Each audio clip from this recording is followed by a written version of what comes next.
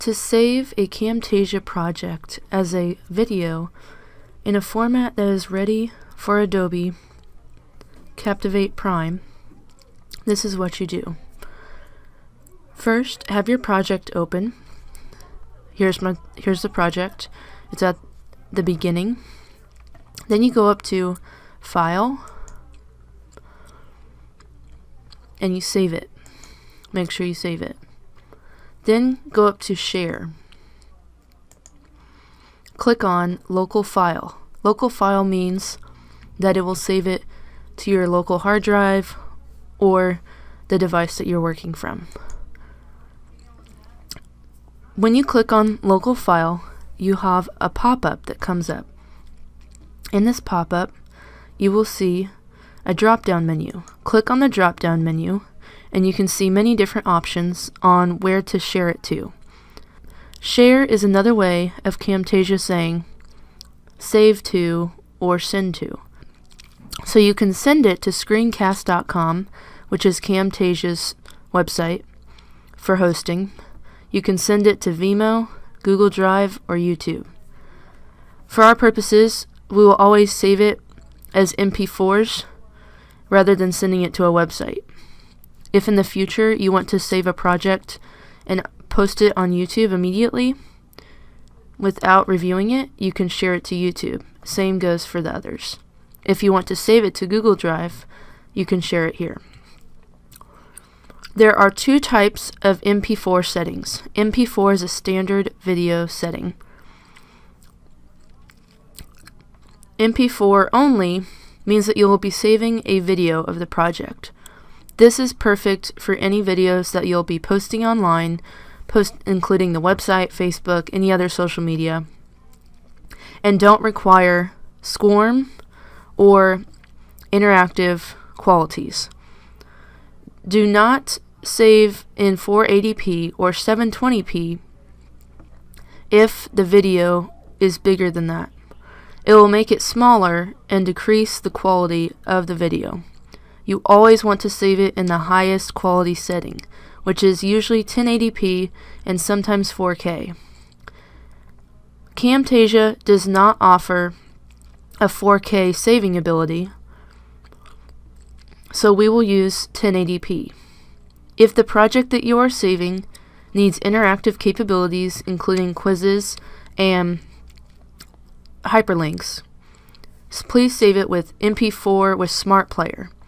This is signaling Camtasia to save all of the links, the interactivity, and packaging it into a zipped folder, zipped and compressed folder.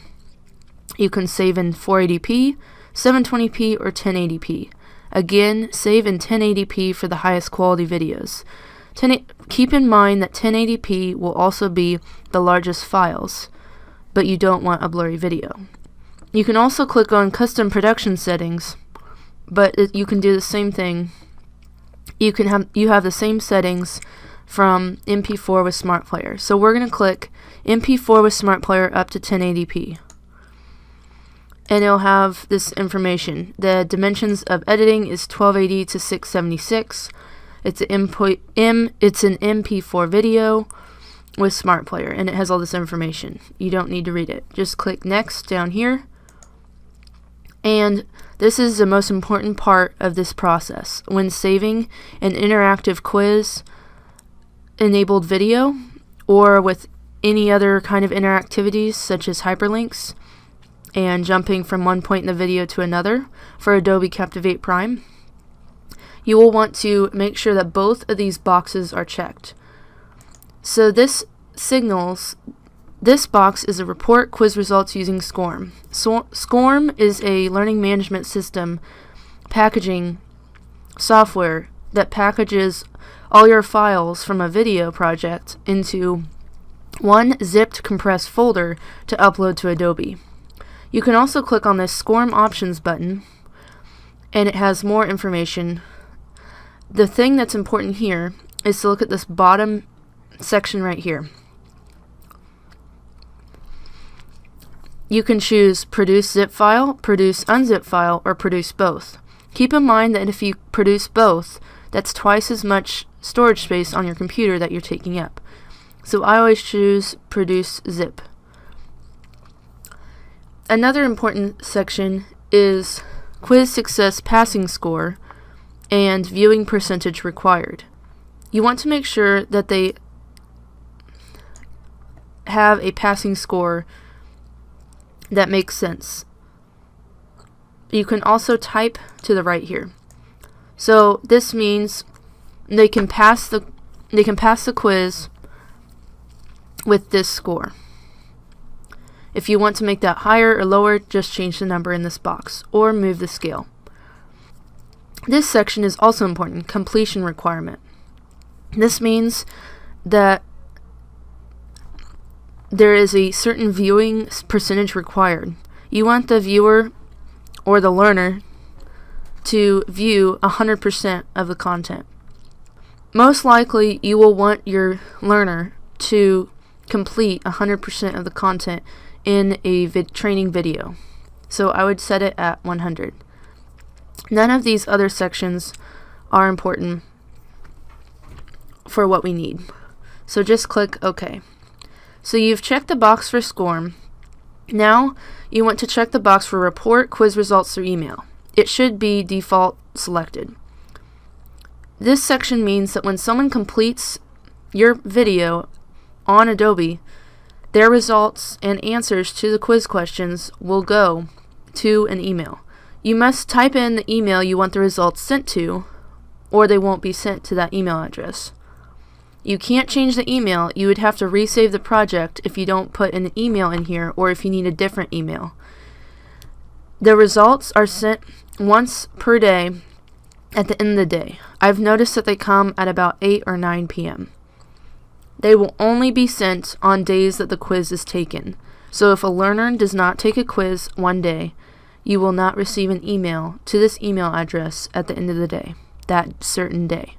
So let's go ahead and type Shauna's email.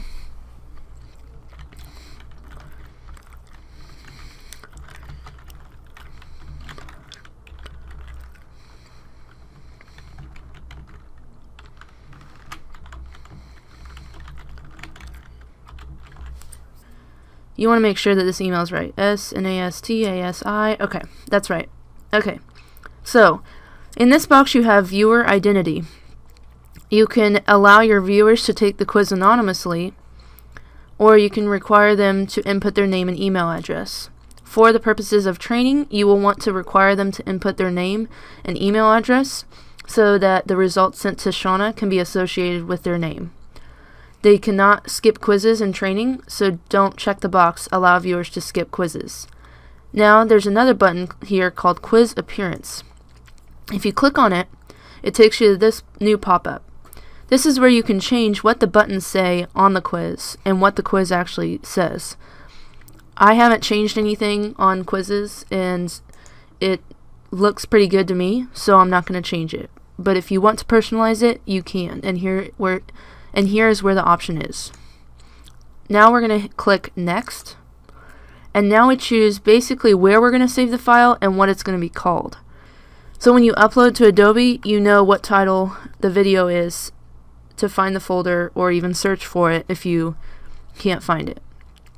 So this is the first module in the training. I'm going to put Module 1 Final Draft because I'm almost done with the training videos. Okay, Final Draft. Then you would choose where to save it. So right now it's going to save it in Module 7, which we don't want because it's Module 1. So you click on this folder here, and it pulls up like a normal Save As box. Right here, see that? So then you go to where you want to save it, Module 1. Have the title right there, that's the name. And click Save. It won't save it yet, but you click this to confirm that's where you want to save it. If you check this box, Organize Produced Files in the subfolders, it will then save all the different files that you have in the folder to subfolders, which is just annoying because it makes more folders that you don't need. So I usually leave this unchecked. After post-production, this section shows that it'll show you the production results.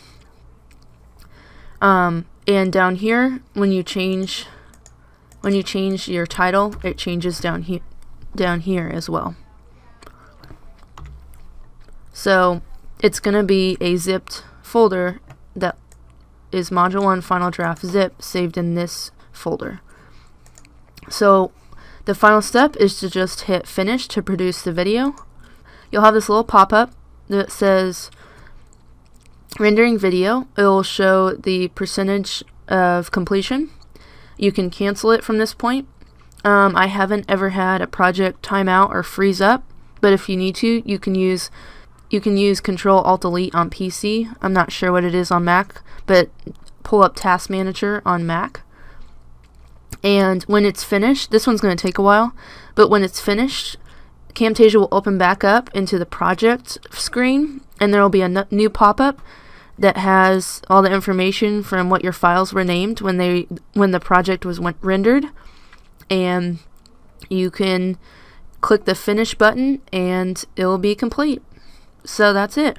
That's how you produce a project from Camtasia 9 into a SCORM package for Adobe LMS.